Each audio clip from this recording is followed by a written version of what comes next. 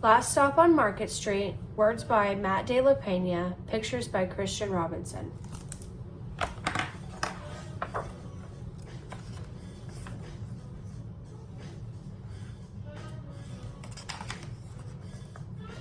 CJ pushed through the church doors, skipped down the steps. The outside air smelled like freedom, but it also smelled like rain, which freckled CJ's shirt and dripped down his nose. He ducked under his Nana's umbrella, saying, "How come we gotta wait for the bus in all this wet?" "Trees get thirsty too," his Nana told him. "Don't you see the big one drinking through a straw?" CJ looked for a long time, but he never saw a straw.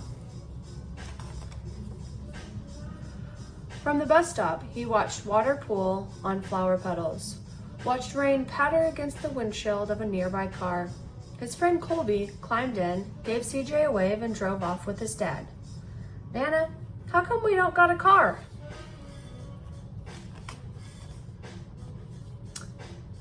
"Boy, what do we need a car for? We got a bus that breathes fire, and old Mr. Dennis, who always has a trick for you."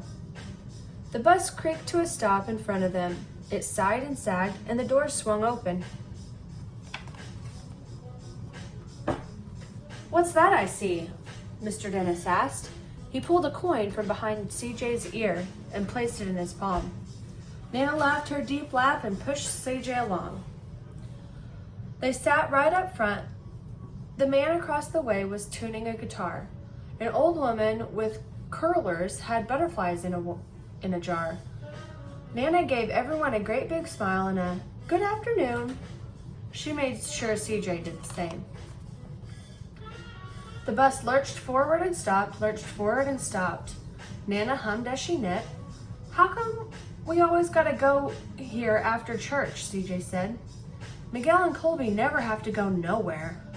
"Well, I feel sorry for those boys," she told him. "They'll never get a chance to meet Bobo or the Sunglass Man. And I hear Trixie got herself a brand new hat." CJ stared out the window, feeling sorry for himself. He watched cars zip by on either side and watched a group of boys hop curbs on bikes. A man climbed aboard with a spotted dog. CJ gave up his seat. "How come that man can't see?" "Boy, what do you know about seeing?" Nana told him. "Some people watch the world with their ears." "That's a fact. Their noses too," the man said, sniffing at the air. "That's a mighty fine perfume you're wearing today, man." Nana squeezed the man's hand and laughed her deep laugh. Two older boys got on next. CJ watched as they moved on by and stood in the back. "Sure wish I had one of those," he said.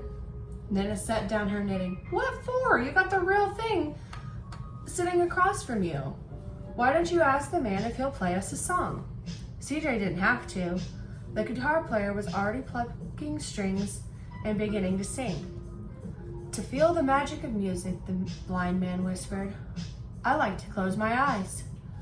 Nana closed hers too. So did CJ and the spotted dog. And in the darkness, the rhythm lifted CJ out of the bus and out of the busy city.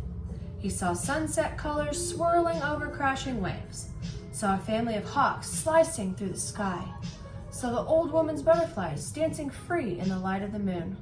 CJ's chest grew full, and he was lost in the sound, and the sound gave him the feeling of magic.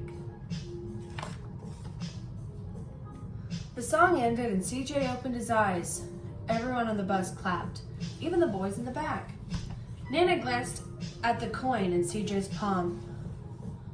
CJ dropped it in the man's hat. "Last stop on Market Street," Mr. Dennis called. CJ looked around as he stepped off the bus. Crumbling sidewalks and broken down doors, graffiti-tagged windows and boarded-up stores.